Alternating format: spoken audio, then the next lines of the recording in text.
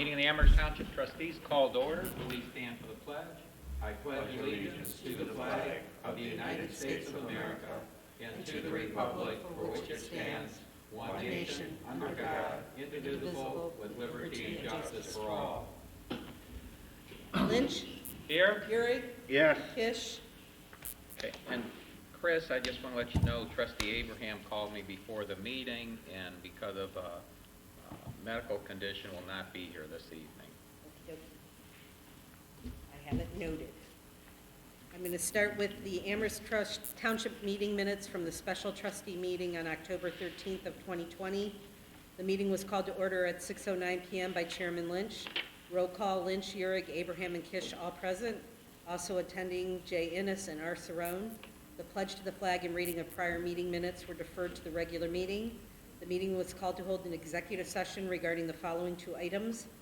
One, a conference with attorney regarding case number 20 CV 200199 Amherst Consolidated Properties, LLC versus Amherst Township Board of Zoning Appeals et al. And two, conference with attorney regarding consideration of confidential information related to the marketing plans, specific business strategy, production techniques, trade secrets, or personal financial statements of an applicant for economic development assistance on the former Dragon Ranch property. 10-1-20, a motion by Lynch, seconded by Abraham. Move to enter into executive session at 6:10 p.m. according to ORC sections 121.22G3 for conferences with an attorney for the public body concerning disputes involving the public body that are subject of pending or imminent court action, and ORC sections 121.22G8, consideration of confidential information related to the marketing plan, specific business strategy, production techniques, trade secrets, or personal financial statements of an applicant for economic development assistance, all ayes. 10-2-20, a motion by Lynch, seconded by Abraham. Move to return from executive session at 7:03 p.m., all ayes. The next meeting is Tuesday, October 13th, 2020 at 7 p.m. at the Amherst Township Hall. 10-3-20, a motion by Abraham, seconded by Lynch. Move to adjourn at 7:03 p.m., all ayes. Okay, are there any changes or corrections to the special October 13th meeting minutes? If not, can I have a motion to approve? So move. I'll second. Gehrig? Yes. Lynch? Yes. Okay, now we will have the meeting minutes from the regular meeting of the Amherst Township Trustees on October 13th, 2020. The meeting was called to order at 7:21 p.m. by Chairman Lynch. Pledge to the flag. Roll call. Abraham, Lynch, Gehrig, and Kish were present. Also attending, L. Ashley, R. Cerrone, K. Smarsh, and G. Lynch. 10-4-20, a motion by Abraham, seconded by Gehrig, to approve the minutes of the September 22nd, 2020 regular meeting as corrected. All ayes. 10-5-20, a motion by Abraham, seconded by Gehrig, to approve the minutes of the September 28th, 2020 special meeting as corrected. All ayes. 10-6-20, a motion by Gehrig, seconded by Abraham, to approve payment of bills and approve the financial reports with reservations. All ayes. 10-7-20, a motion by Lynch, seconded by Gehrig, amendment of the 2020 budget due to receipt of third distribution of coronavirus relief funds pursuant to House Bill 614. All ayes. 10-8-20, a motion by Lynch, seconded by Abraham, expenditure of CARES Act funds for reaffirmation of motion 92320 for redeployment of Township Administrator / Senior Service Director as substantially dedicated and substantially different use. All ayes. Trustee Lynch presented the Sandstone Joint Ambulance District community members and Life Care Ambulance, Inc. Coronavirus Relief Sub-Grant Agreement. This agreement was passed in the Village of South Amherst at their meeting last night. The City of Amherst will be addressing this at their next meeting. Trustee Abraham will handle getting all the signatures for the agreement. Under audience concerns, there were none. Under correspondence, there were none. Under reports, ambulance, there was none. Sheriff, there was none. Under zoning, 5 new permits for the month. Year-to-date total, 11 new homes. Under road, park, cemetery, mowing and raking of leaves in both the parks and cemeteries. Estimating 25 pounds of crack sealing year-to-date. 9 catch basins repaired year-to-date, both in-house and through the mini-grant. Trustee Abraham thanked Kevin for the work done at the new pavilion, getting it ready for concrete pour tomorrow. Dumpster days went smoothly. A pole went down on Dewey Road on Saturday. Trustee Lynch noted round 35 OPWC applications are due November 6, 2020. 10-9-20, a motion by Lynch, seconded by Abraham, a resolution pursuant to Ohio Revised Code Section 5705.03, requesting that the county auditor certify to Amherst Township the total current tax valuation of Amherst Township and the dollar amount of revenue that would be generated by one mill for the purpose of the general construction, reconstruction, resurfacing, and repair of streets, roads, and bridges under 5705.19G. All ayes. Senior Services, Township Administrator gave a report on the latest CARES Act expenditures. Currently ordered 8 picnic tables that will be delivered directly to the parks. All items needed for the touchless faucets are in and being installed. 2 laptops here and 2 more on order. Currently working with the Amherst Fire Department to ensure we can get the fourth quarter billing prior to December 28th, 2020. The cleaning crew that we contracted with to perform the deep clean were not to the satisfaction anticipated. They are returning to redo the job at no cost to this Thursday.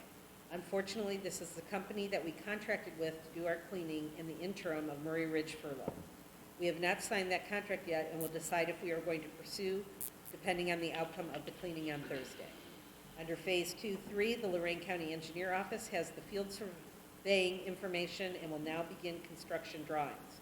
Trustee Abraham will reach out to Pete Zwick regarding his questions on Phase 2. We will also need to meet with Pete regarding planning for the next Lorraine County Stormwater District grant application due March 31st, 2021. Under complaints, they are being handled by the designated individual. Under new business, Trustee Abraham would like to set a work session with the trustees and Amherst fire officials regarding fire issues next Thursday, October 22nd, 2020 at 7 or 7:30 a.m. at the Township Hall. Road Superintendent Smarsh presented a quote from Butchko Electric for Amherst Township security lighting and cameras for the trustees' perusal. Under old business, Road Superintendent Smarsh noted he is having quite an issue finding the exact specifications for a pickup truck utilizing state pricing. New state pricing will be coming out soon, so that may affect availability. The next regular Board of Trustees meeting will be Tuesday, October 27th, 2020 at 7 p.m. at the Amherst Township Hall. 10-10-20, a motion by Abraham, seconded by Urick. Move to adjourn at 8:33 p.m. All ayes. Okay, are there any changes or corrections to the October 13th meeting minutes as read? No, that I don't. Okay, then I'll make a motion to approve the October 13th, 2020 regular meeting minutes as read. I'll second. Lynch? Yes. Urick? Yes. Okay, then you also have in your packets the credit card statement for September 2020. And you will note that the things that are highlighted in blue are CARES Act dollars. And some of them, you'll notice that the total that is at the end reflects what the actual CARES Act dollar amount was. Largest were from Active Plumbing, both on Linda's card and mine, getting the parts we needed. Okay, and you've been working with Linda on Oh, this yeah. too, because I know she had sent me a different spreadsheet that's keeping it by project. Right, this is just the monthly credit card. Okay. That's so that I can match up my receipts and match up her receipts and, And Chris, can you see before this comes in what charges have been put on the credit card? Can you see that electronically? no. Okay. I'm asking only because I today mistakenly pulled out the township card, which looks like our Sam's card. I grabbed it quick enough to stop it, but I usually bury it, so it's not the first one out. And I was just worried, did I maybe make that mistake somewhere else? No, I had talked to our bank and asked them if I would be able to see, my card being the lead card, I guess, or the MasterCard of all the township cards. You can each set it up to go and look at your individual cards, but I can't set it up to look at everything. So I would have to call Huntington to monitor that and see it. Yes, so you can get it set up so you can see your, I may have to call them. I mean, it's not like something you expect, with any frequency, but it was just I caught it and I started thinking, holy smokes. did I do this? Yeah, I just concerned just because that being the first card out, so, okay. David, did you have any questions here on the credit card purchases? No, that I do not. A lot of things from Home Depot. Yeah, that's pretty much for the no-touch lighting and faucets, and that's, you'll see some of the items were returned too. Yeah, some are credits. I see that. Okay, That's what we're looking at. And then the main bill is in the green folder for your signatures. okay, This is just a copy for you guys. all right. Well, I'm gonna make a motion that the credit card account transaction detail has been reviewed per policy. The card statement is accepted as presented, subject to investigation. Second. Lynch? Yes. Euring? Yes. All righty, then you have in your packets the payment listing for the month. And it looks like it's a lot of payments that went out, but keep in mind that is the Amherst Fire Department. Third quarter billing is in there, and also the Clifford Construction payment is in there, and also some of the audio visual that is being paid for out of CARES dollars is in there as well. Okay. And Chris, I know it's not the largest one, but what's the Huntington National, That's the credit card. okay. So, yeah.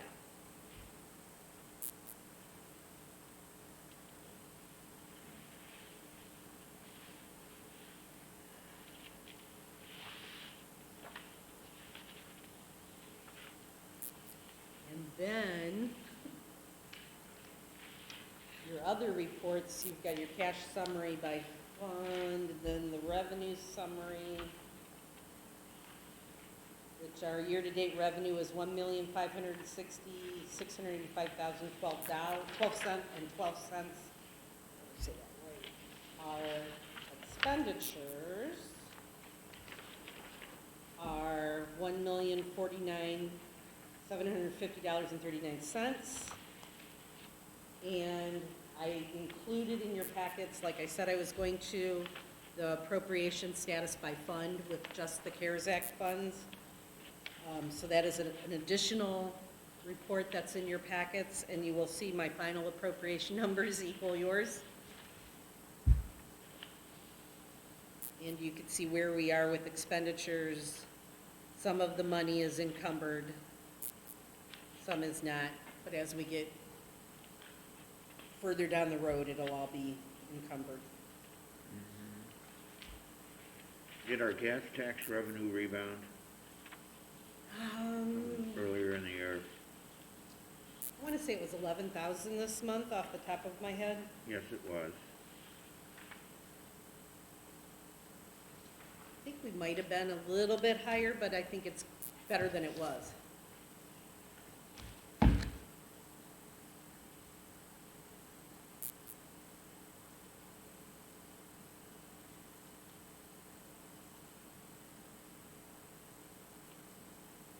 Well, if it keeps that up, it'll come in okay if we get the same thing in the next couple of months. So that is all in my report, financial reports.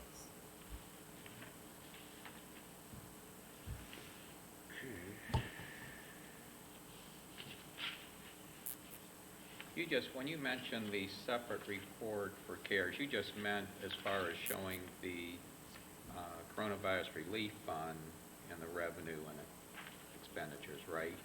Just on our regular revenue and appropriations report, there's not a separate sheet. No, there's not a separate sheet. Okay. It's just, I just did a separate one so we can kind of see where we are as with the, just Right. that fund.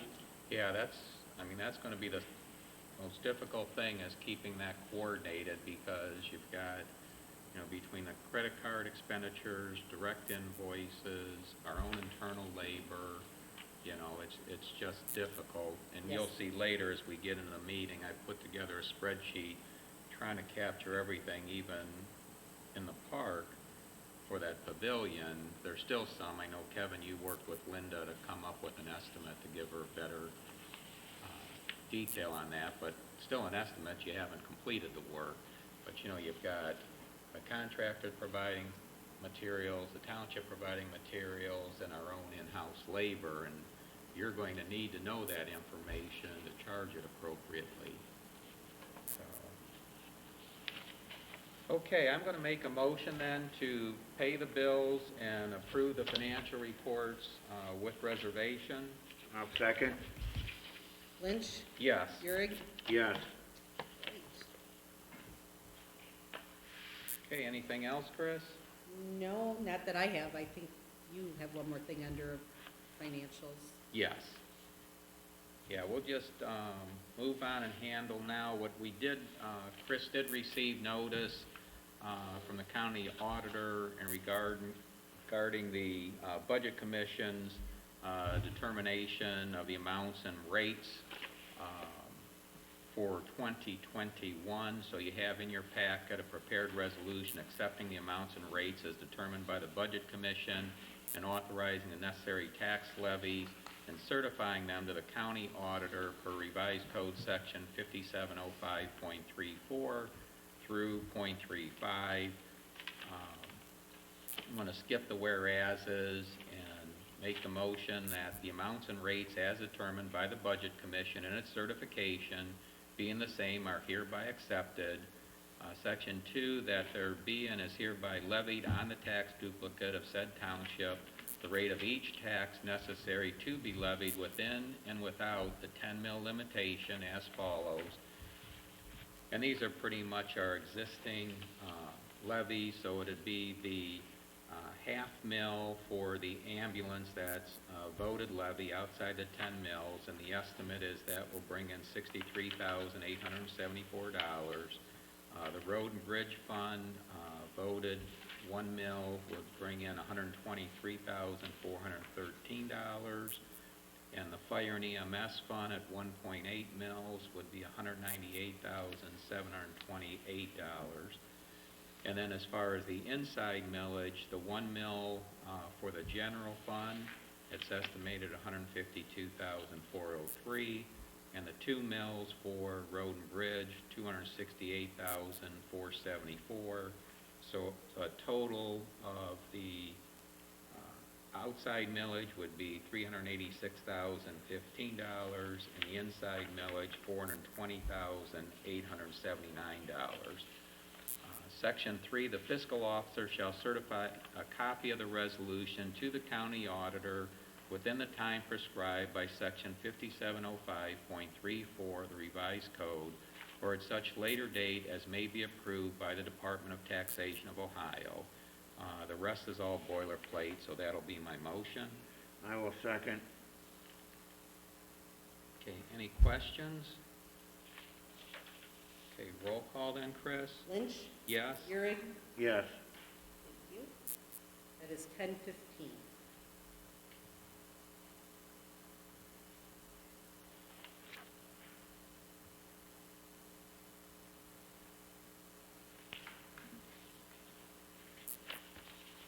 And you're going to scan this then and send this to Carmel Yes, I as am. certified copy?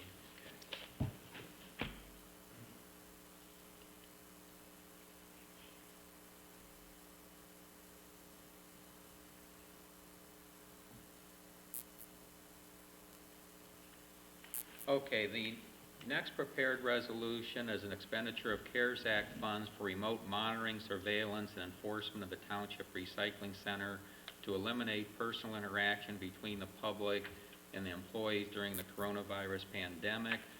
This is formalizing a motion that we had approved earlier. We will have Victor Edwards here to answer any questions the trustees may have. Victor is the owner of Technology Systems Integration, the consultant we're working with as far as the technology. So this will help Chris when she has to deal with an audit a year and a half from now. But just to bring this to the floor, I'm going to ignore the whereases and say, now therefore be it resolved by the trustee of the Township of Amherst, State of Ohio, the Board of Trustees of Amherst Township reaffirms motion number 8620 and has determined that a remote monitoring, surveillance, and enforcement system for the Township Recycling Center is necessary to accommodate the expected increased usage of the facility while protecting the township's small staff and the public from contracting the coronavirus, and finds it necessary to continue to provide township services, protect the public during the coronavirus disease 2019, and thus the expenditure is consistent with the requirements of Section 5001 of the CARES Act as described in 42 of the U.S. Code 601D, and any applicable regulations and guidance and expenditures.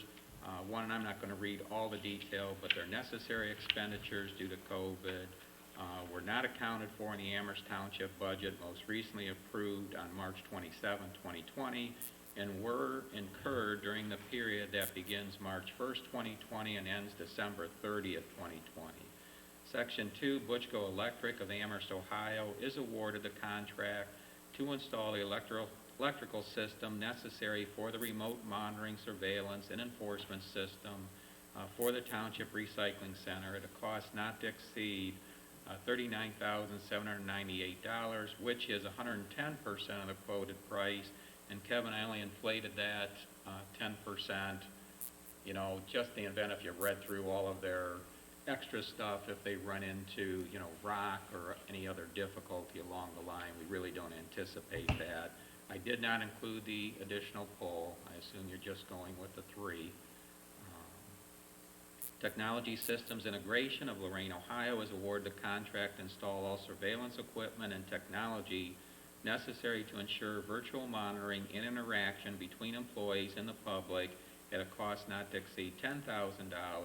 The contract shall include employee training, but you're going to see, Kevin, you get some leeway in the next section on this, because again, even with the technology, we don't know what might change. But the road superintendent, Smarsh, is assigned project management responsibility.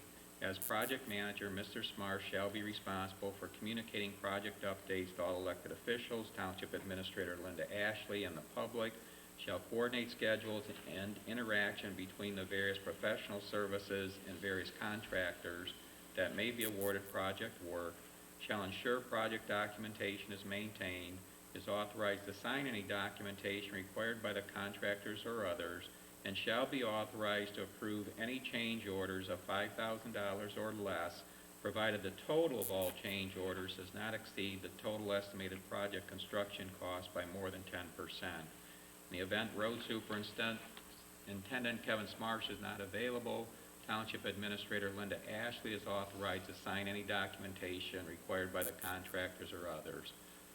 Section 5, furthermore, in compliance with House Bill 481 and House Bill 614, be it resolved by the Board of Trustees of Amherst Township that Amherst Township Fiscal Officer take all necessary actions to pay for the contractors on any items the road superintendent finds necessary to install an effective remote monitoring, surveillance, and enforcement system with CARES Act coronavirus relief funds. 2, on or before November 20th, pay any unencumbered balance of money in the Amherst Township Local Coronavirus Relief Fund to the Lorraine County Treasurer. Number 3, on or before December 28, 2020, pay the balance of any money in Amherst Township's Local Coronavirus Relief Fund to the State Treasury in a manner prescribed by the Director of the Ohio Office of Budget Management. And 4, provide any information related to any payments received under House Bill 481 and House Bill 614 to the Director of the Ohio Office of Budget Management as requested. The rest is boilerplate, so that'll be my motion. I will second. Okay, and now we're open for discussion, but before we get going, we do have Victor Edwards here, and as you're aware, this is also going to be the first meeting that Georgianne is working on taping in what we'll call a control room slash executive session room for the trustees. So this is going to give her a little bit of practice in doing these meetings, and eventually it'll move to another level, doing some of the virtual meetings, and we know there's going to be a public hearing coming up sometime. We don't know exactly when, since this is in the court system, but I would anticipate it's sometime between December and January, December of 2020, January of 2021. So Victor, do you want to just describe the system as far as in the township's recycling center right now, just to bring everybody up to speed here? Sure. As my estimate stands here, we have equipment that will be designed to be able to have 3 IP video cameras at the entrance to the recycling center and also on the recycling center itself, including the yard waste pile. And those cameras will send digital video across a Wi-Fi wireless bridge back to this Township Hall building, where they will be recorded onto an NVR, which is a network video recorder. And that device will store the video for several months. And also that video recorder will have a local monitor that can be installed somewhere here in the Township Hall, so that way people can keep an eye on it throughout the day. The system is also internet capable, meaning that there are smartphone apps that can be downloaded to view this system remotely on the go, as well as PC software applications that can be installed on laptops and desktop computers as well. The smartphones is a nice way to be able to keep track of the cameras in real time. You can watch them. You can also hear. If there's the microphone attached, you can listen to the cameras, as well as you can talk back through an external PA system that I will be installing with an amplified speaker to be able to address people as concerns arise. The mobile apps also have the ability for remote playback. So if there was an incident, even in the middle of the night, you can pull your phone out and start to play back that video. Right now, my estimate, I have not determined the make or model or resolution of the cameras. There is, I guess, some questions that need to be answered before I can determine that, because there is a desire to avoid using Chinese brands or Chinese manufactured equipment. So I need to find a brand that manufactures and sells equipment made in a trade-friendly country. So that is one thing that's, I guess, slowing me down with this estimate. The estimate is flexible, and there are changes that can be made.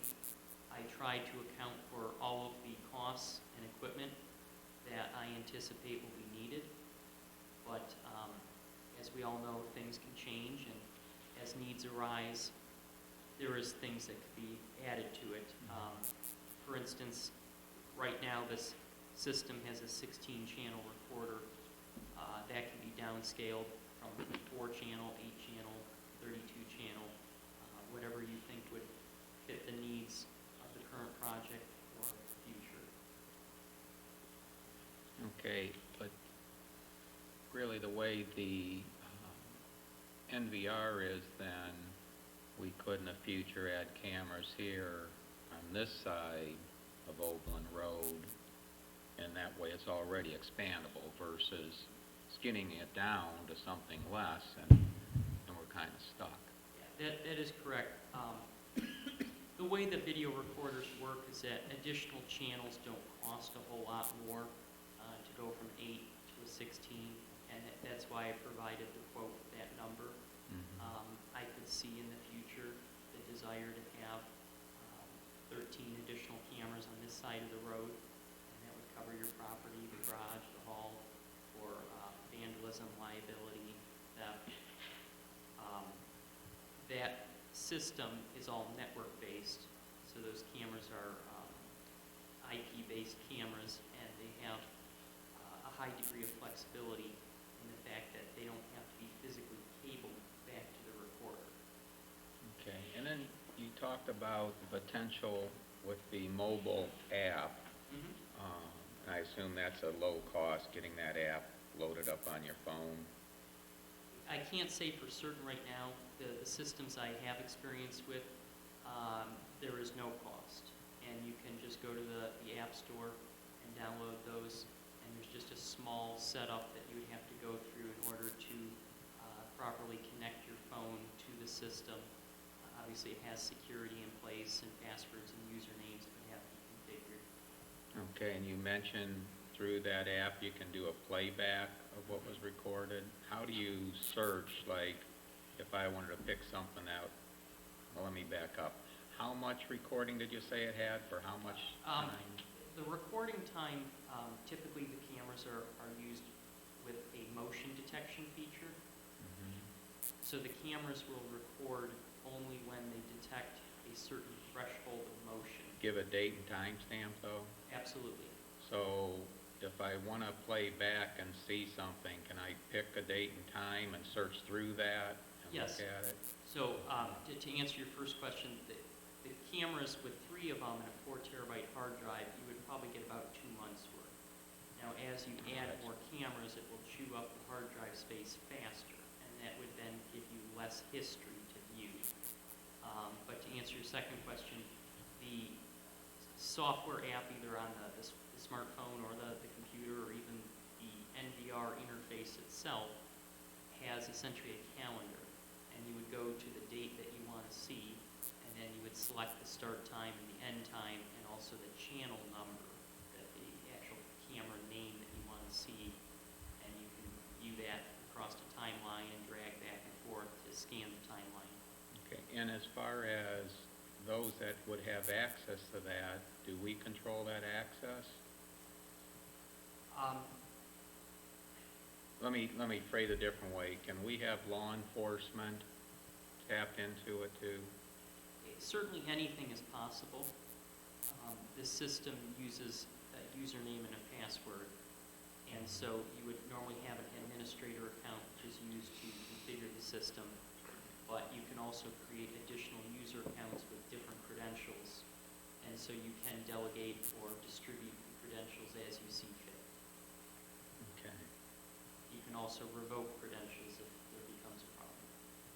Yeah, I'm just thinking, Kevin, you're aware of the recent one, and you're aware of some issues we've had on this side of the road in the past, but our community policing officer isn't here, and they've discontinued going to the different townships during the coronavirus, but they had just called asking, they wanted to see a few days back, and obviously they're a little too early on the current situation, but I was hoping that in the future, if we can set things up, or instead of them coming through us and getting that delay, that they can just check on their own. You know, if we give them that access and those rights. Yeah, of course, you can give them their unique username and password, and they would have access 24/7. Okay.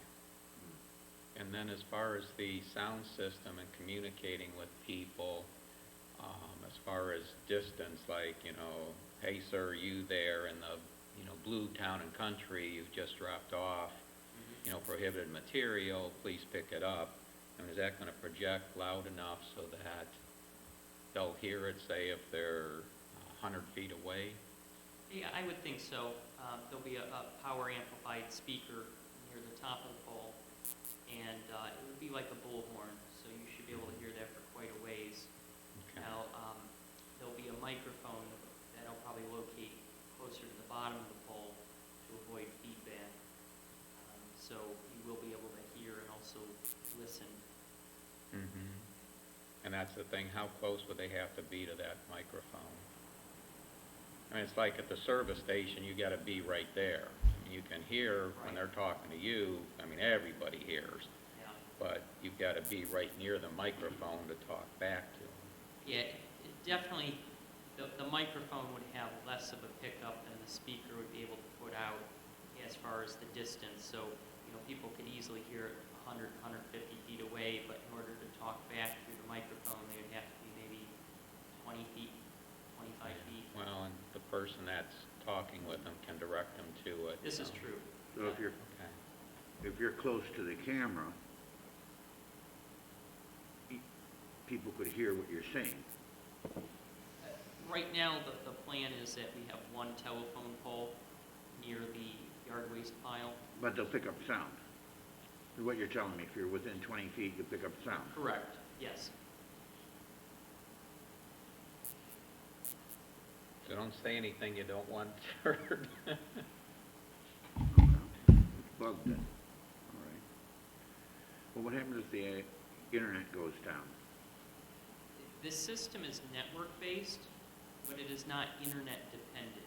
So this is not a cloud-based surveillance system. There is a local network video recorder with a physical hard drive that's going to be inside this building. So all of the network traffic is considered local. It runs across our land. And so there is a possibility, of course, that a wire could get cut or the Wi-Fi bridge gets taken down for some reason or another.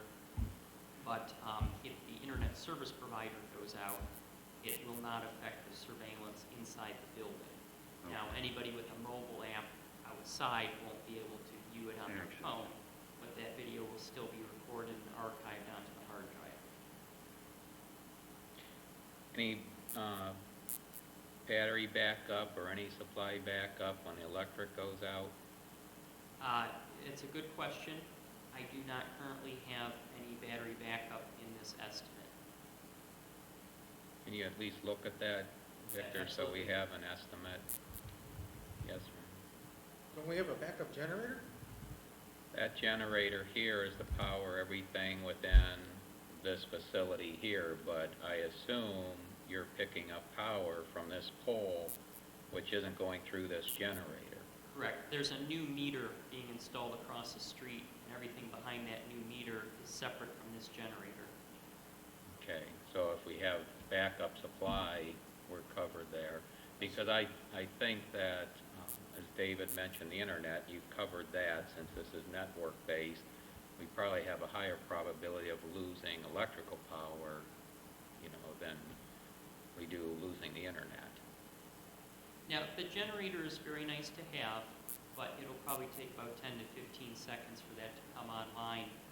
In that time, the system would lose power.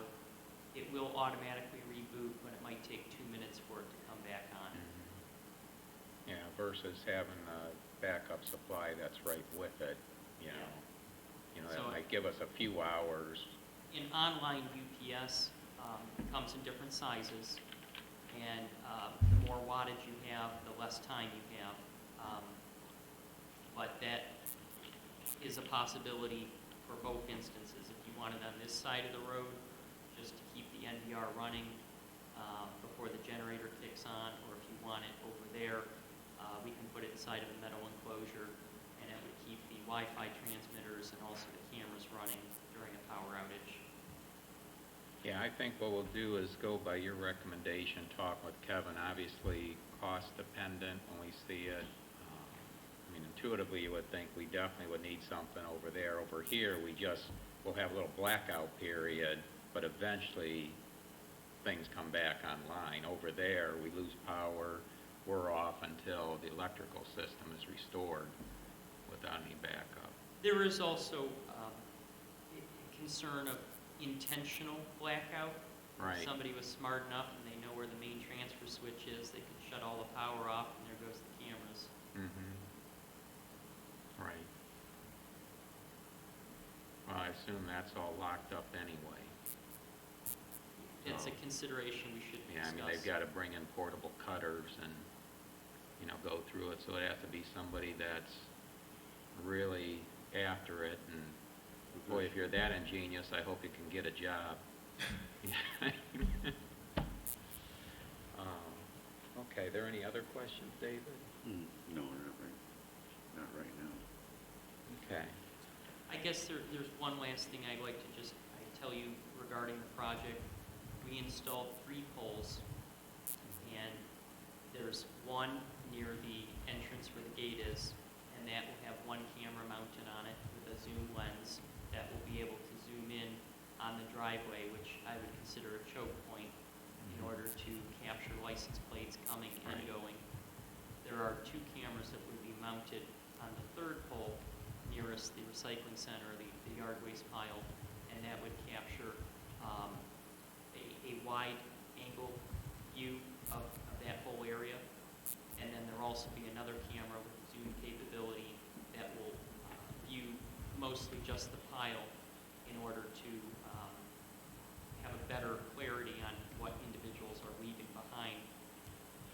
The center pole will not have any cameras mounted on it right now, and that's just used as a halfway point, a junction, in order to repeat the Ethernet signal. I'm planning on using copper wiring and not fiber optic, but one benefit of having that junction is the ability in the future, if there was a need, to add more cameras at other locations.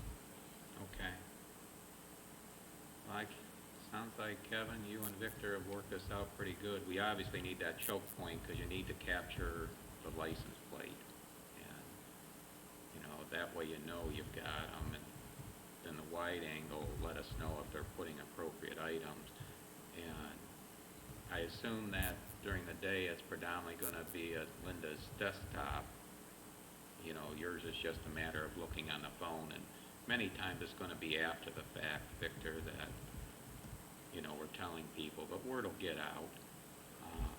And we will be giving more detail out in the newsletter to inform people as to what's going on. And eventually we will need the signage to let them know it's under surveillance. But the main thing is just to keep the separation now between, our staff and the public right now. So we'll actually get some long-term benefits out of this, though, too. So, did you or Linda get back to the sheriff's department, by the way, over that? Linda did. Okay, good. And David, we can talk about that later if you want to talk about the issue that the sheriff's department was investigating. Okay, yeah. Okay, any other questions? Kevin, do you have anything? No, it's pretty well taken care of. One thing I would say with the battery backup,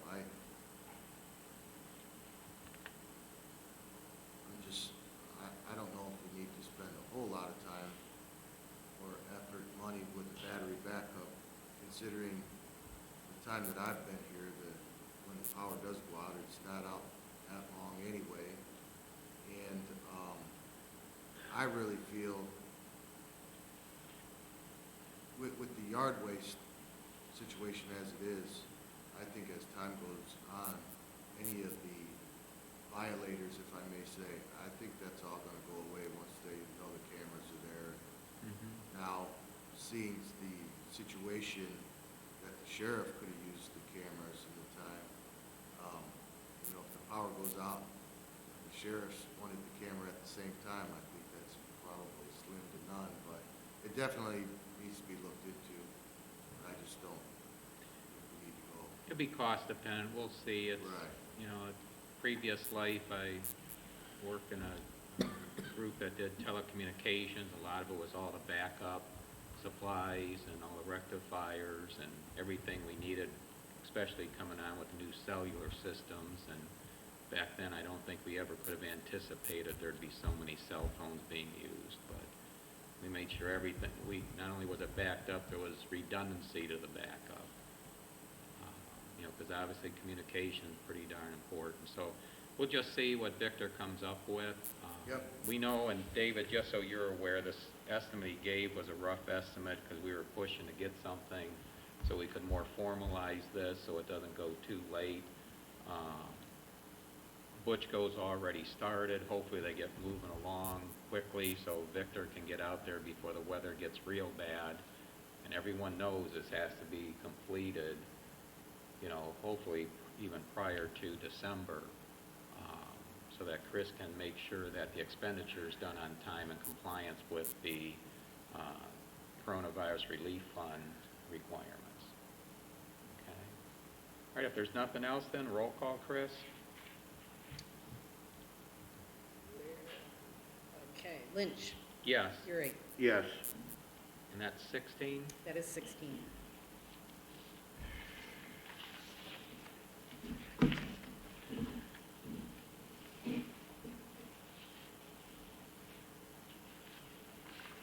All right, Victor, I appreciate it. I don't know if anything else will come up for you, so I don't know what you and Georgiana have worked out, if you want to go, stay. I'm just going to touch base with her, and if there's nothing else, I'll be on my way. Yeah, I think we'll be fine. I think you've probably educated her enough on what the system is there, and we can discuss it among the She's doing trustees. very well now. So, okay, all right, thank you. You're welcome.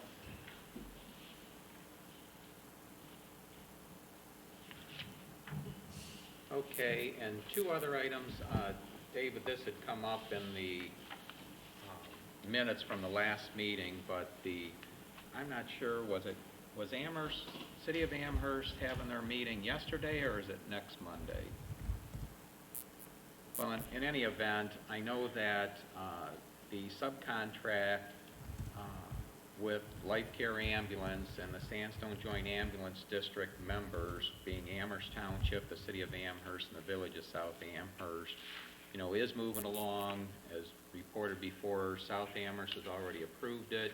The City of Amherst still needed to take it through council. We didn't expect any questions there, but it just had to go that step before Trustee Abraham could obtain the signatures on the actual contract.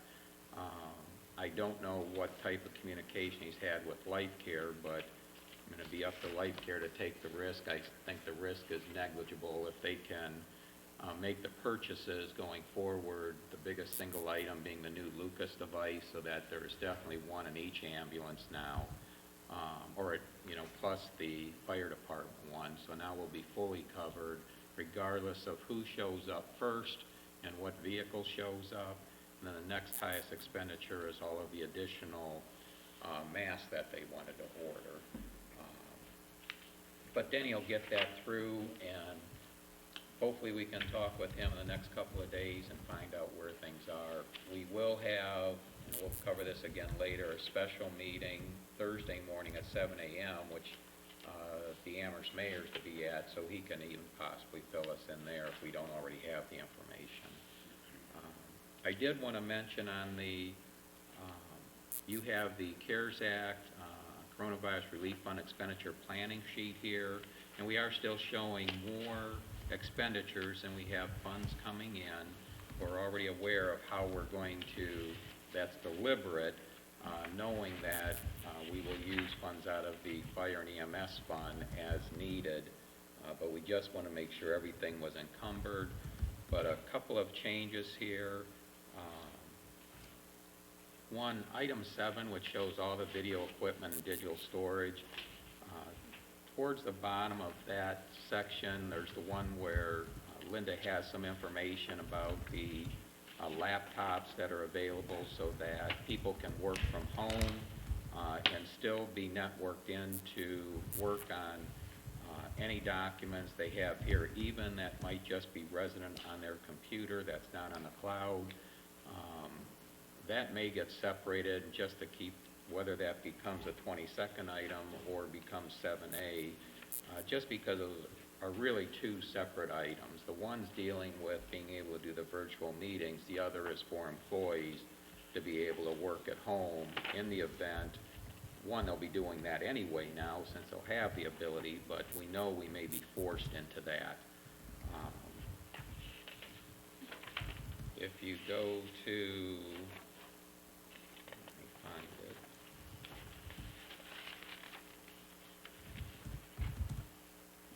Okay, number 20, that was the pickup truck, which was at the quoted price through the Department of Administrative Services at the state was $21,500. As Kevin's reported in the past, they've been all over the place in Ohio, and it appears we're probably not going to be able to get that vehicle, and the manufacturers are switching over to the next model year. I can't anticipate it being that price. There is a new contract will be coming out with the Department of Administrative Services, but I don't know if it'll be available in time for us to obtain another vehicle. If we don't, Kevin, the best we can do is do what we're doing today, but I just maintain your separation, have people wear masks. You know, our vehicles are not set where we can put dividers in them. It just doesn't work, and yet not interrupt the safety devices that are there. So we're just not going to do it. But I do want to discourage people from using their private vehicles for going around. With the larger van that we just received, the Ram, you still have at least the old van, you know, to run to the engineer's office or go on site surveillance, whatever you have to do, and that's what I would encourage you to do, just so that we still try and keep one person to a vehicle as much as possible. You're not going to be able to completely stop interaction with suppliers, but, you know, just try and use the appropriate measures. But just so you're aware, David, that may fall out, and Chris, that'll obviously, I've already changed that dollar amount that's in this table to reflect that as being zero, but it still might come back. There was also the U.S. Treasury updated their frequently asked questions on October 19th, and one of them actually would deal with this vehicle. They kind of lumped it together between real property, acquisition of improvements, and purchases of equipment. Well, that purchase of equipment, you could put in vehicles, which obviously is one item that many communities are getting. We're aware of the communities around us purchasing these. Well, I've read this page on that question thinking, okay, it's going to give you very definitive yes or no. It doesn't. But just the way they have the wording done, it's almost like they want additional explanation to justify the procurement of a vehicle. So I take that as being that's going to be an item that the auditors will scrutinize more than other procurement. And again, because so many communities are purchasing that additional vehicle with the CARES Act fund, it actually now has that separate question in there that this is new as of October 19th. So this is since you and I last spoke, you know, and since our last meeting. And if you want a copy of that, you can either, I can make you a copy, but the best thing is if you go to the last OTA legislative update, they have the link on there to the latest, and this will also be on the OTA's website with a link. Is there anything else marked up there? Well, that's it on the planning sheet. And then I also had, this is where I mentioned we'd be covering later, you'll see there's a spreadsheet in here trying to capture the total cost for that park construction, which includes internal expenditures in addition to the picnic tables and in-house labor. So you can see you're getting close to $69,000, and again, we don't have final numbers in, but that's going to be a pretty good estimate of where this is going to be. And Chris, I know you're going to be, you know, again, these expenditures are coming in from different areas. You've already got the basic, the structure, the concrete pads. I don't know that you probably don't have the tables yet, and the labor will be coming through timesheets. So that's something where between you and Linda and the employees have to work that out, since you don't have a separate line item I don't, for CARES Act. on their timesheets.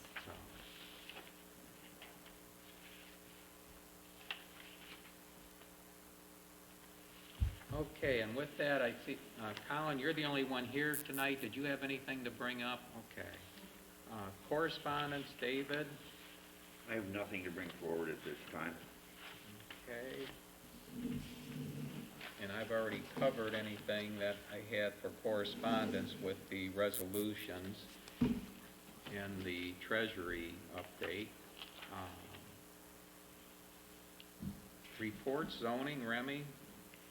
We had 10 new permits this month, and for the month, we had 2 new houses, which would make it 12 year-to-date.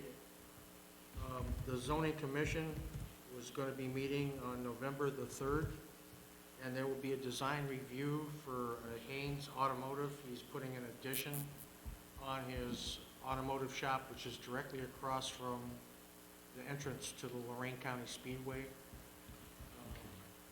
So they're going to do a design review for that.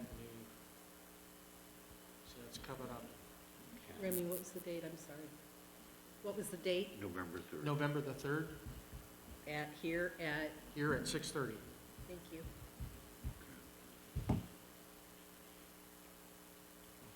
And did you receive anything? Did the auto repair shop on Middle Ridge, are they out of business? I noticed everything's cleaned up, all vehicles are gone. They're out. Okay. Which one's that? It was Middle Ridge Auto Clinic, I believe it was called. Really? Yeah, on the south side. I mean, you know who owns the property, but they didn't run the business. Yeah. Who owns that property? Butch. Did he just, Angle, Butch Angle. did he just vacate, or? Yeah, he just left. He left a whole bunch of garbage for Butch to get rid of. Oh, so he must have been cleaning it up himself then, Yes. because I saw the doors were open, they were cleaning. I mean, it looks real nice on the outside now. Yeah.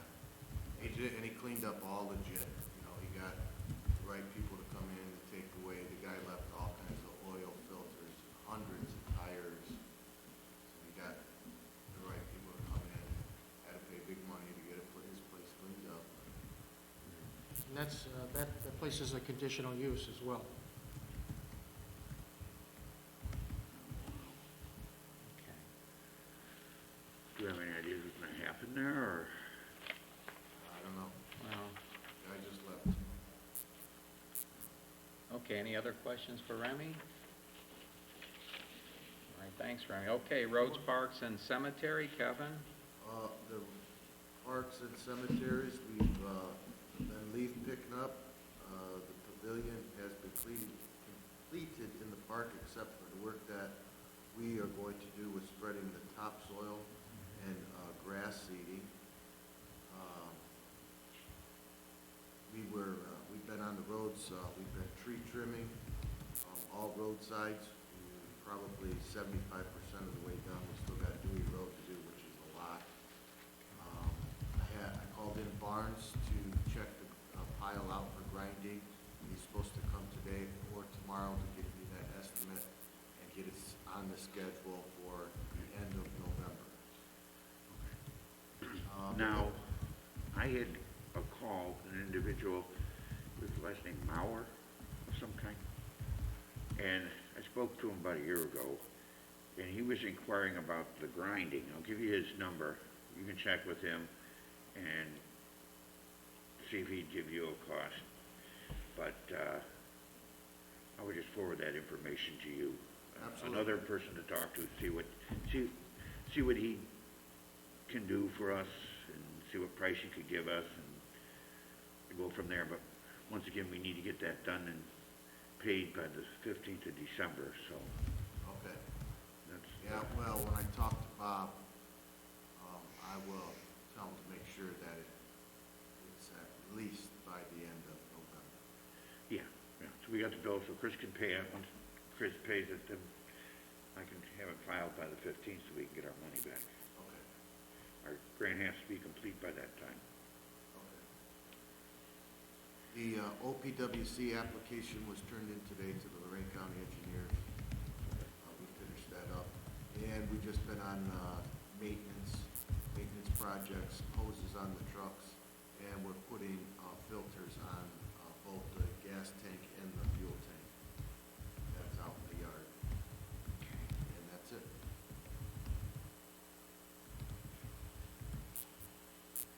Ones on the truck come off as difficult as the ones on my vehicle. No. Yeah, and you don't have to jack them up either, right? Right. I think I tend to use those conversion kits now more often than... All right, and the OPWC, David, just so you're aware, that's for the Dewey Road and Moss Canyon. So hopefully we'll know, I forget what their schedule is when they're supposed to meet this year, but I know they extended till November to get the grant request in. So Kevin's ahead of the game here.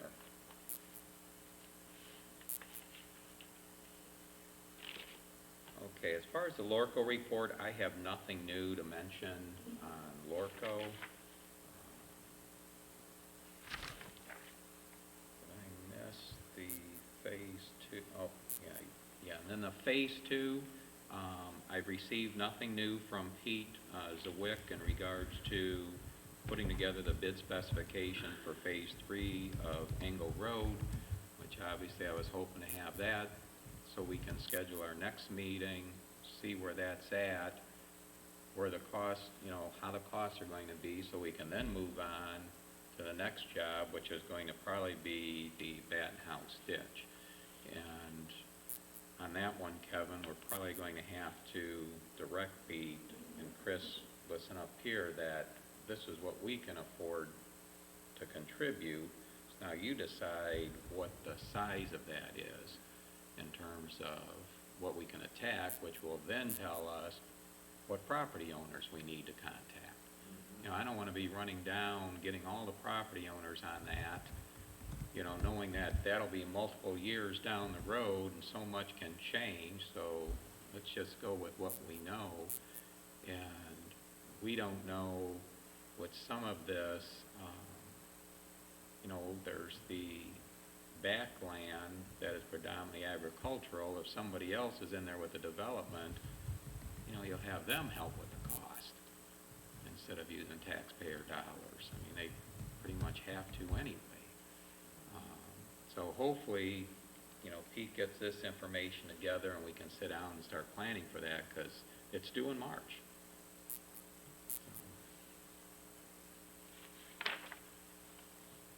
Okay, and as Remy reported, there were no new complaints. Remy, what we held open was the one on Deer Run in terms of drainage. That was just to make sure that was closing the loop with the resident. I think those were rear yard drains, that it was definitely theirs and not ours, but that's still, we weren't 100% certain yet. I have to get back over there and talk to her. I haven't done that yet.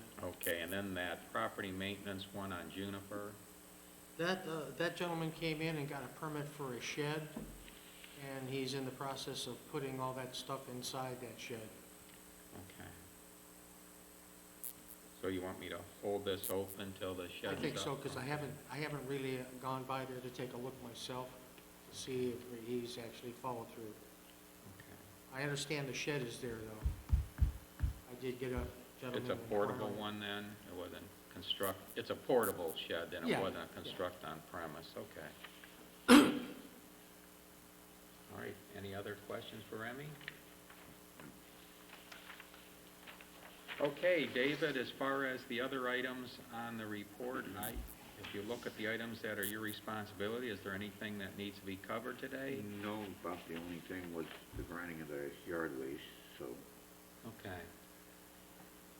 And as you're aware, I don't recall if it came up on the meeting for the Waste Hauling Consortium or if it was just at Lorraine County Township Association, but I still think we need to work with the county commissioners, and again, we may have to wait till after this election, but to actually change that whole process to make it simpler, because you weren't at the last association meeting, I don't recall.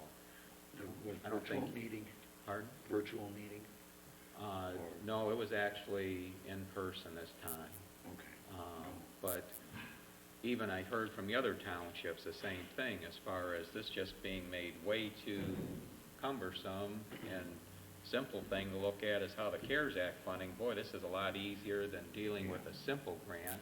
Well, And for us, here's $323,000 here versus $8,000 to $9,000 on this, and we spend all this effort. make sure you reference the commissioners, make sure that you get it done by December 15th. You've got a short window to do the Right. project in, and it's gonna be done this way, and it's just a simple solid waste grant, okay? We did well this year, we got $8,000, $9,000. Yeah. But that's all it is, $8,000, $9,000 grant. It's not 80 or 90. Right. It's just 8 or 9. Right. At one time, it used to be up to 70,000. We're not dealing with those numbers No. anymore. So it's like, boy, it seems like an awful lot of restriction and controls and hoops to jump through. And It's not quite as bad as the Western Reserve.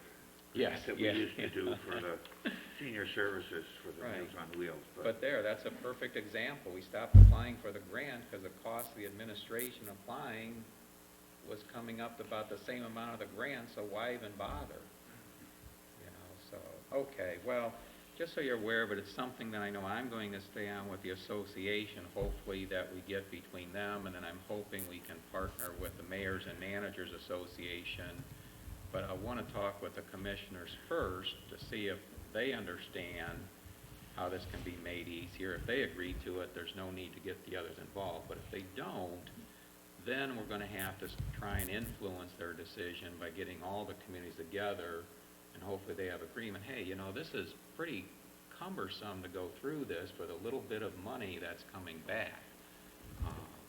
You know, and just to make it easier. I mean, the conversation you and Kevin were just having about make sure we get it done in time so we can expend the funds. I mean, it's just kind of ridiculous. But okay, last item then is just a reminder, we will have a work session this Thursday at 7 a.m. at the Township Hall.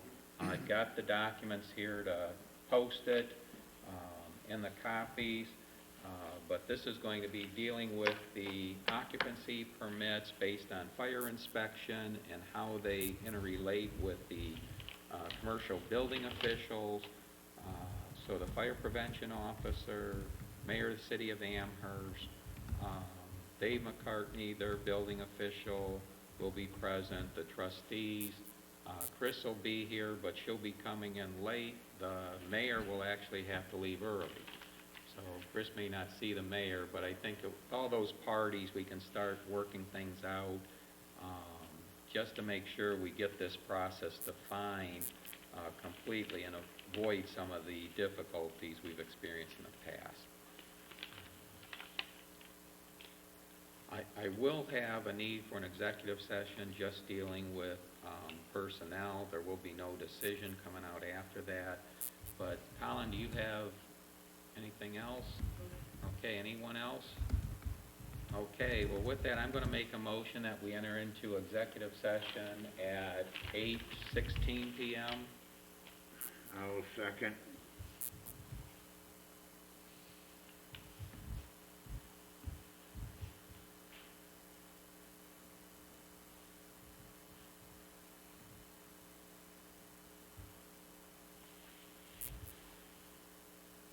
Roll call. Oh, is it according to ORC section? Oh, yes, I'm sorry, Chris. That's all right. I figured you got that 121.22. boilerplate for ORC 121.22 G. Let me find the personnel one. I think it's one. Yeah, that'll be on the previous page. Yes. G1, to consider the appointment, employment, dismissal, discipline, and promotion or demotion or compensation of a public employee or official. Lynch, Yes. Euring, Yes. Okay, we're going to return to the regular meeting from executive session at 8:47 p.m. Okay. Do I need to make a Sec- motion on that? Yes, Yeah. you do. You made it, I'll second. Second, okay. Lynch, Yes? Euring? Yes. Yes. Okay, you already know about the work session scheduled for Thursday, October 29th at 7 a.m. Can I have a motion to adjourn? Well, wait a minute with our next meeting.